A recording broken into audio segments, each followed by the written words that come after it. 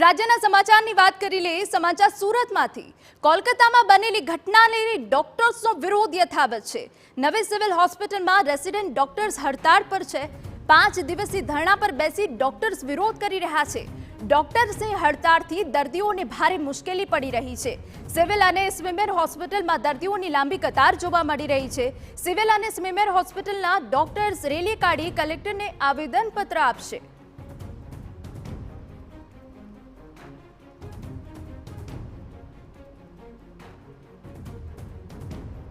કોલકાતાની અંદર જે resident doctor સાથે જે ઘટના બની છે તેને લઈને સુરતના નવી સિવિલ હોસ્પિટલના જે રેસિડેન્ટ ડોક્ટરો છેલ્લા 6 દિવસથી હડતાલ ઉપર છે અને તેના કામનો છે તે આમ જનતાએ જે સામનો કરવો પડી રહ્યો છે, કારણ કે અનેક મુશ્કેલીઓ છે તે નવી સિવિલ હોસ્પિટલની અંદર જે પડી રહી છે।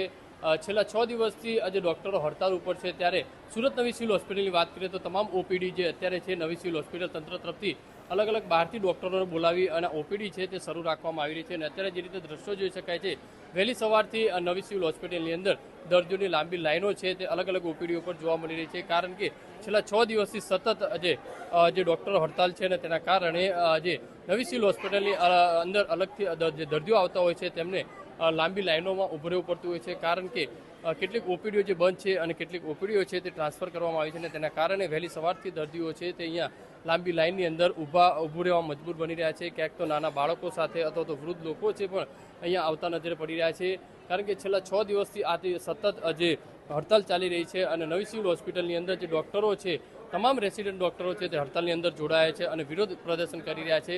અત્યારે જોઈ શકાય છે કે અલગ અલગ જે ઓપીડી છે, જે વિભાગ છે તેની અંદર જે ડોક્ટર ન હોવાના કારણે આ રીતની સ્થિતિ છે। જોઈ શકાય છે નવી સિવિલ હોસ્પિટલની અંદર વહેલી સવારથી અલગ અલગ વિસ્તારોની અંદર આવતા જે દર્દીઓ છે તે દર્દીઓને ભારે મુશ્કેલીઓનો જે સામનો છે તે કરવો પડી રહ્યો છે। જોઈ શકાય છે કે દર્દીઓથી નવી સિવિલ હોસ્પિટલ છે તે ઉભરાતી હોય છે અને બીજી બાજુ આ રીતે દર્દીઓને સામનો કરવો પડે કેટલો યોગ્ય છે, કારણ કે હજુ પણ સરકાર તરફથી કોઈ નિર્ણય નથી લેવામાં આવ્યો અને નવી સિવિલ હોસ્પિટલ તંત્ર તરફથી ખાસ કરીને જે રીતે બહારથી ડોક્ટર બોલાવી સિનિયર ડોક્ટરોને બોલાવી અને ઓપીડી છે અત્યારે ચાલુ રાખવામાં આવી રહી છે। કેમેરામેન સંજય ચંડલ સાથે બલદેવ સુથાર, TV9।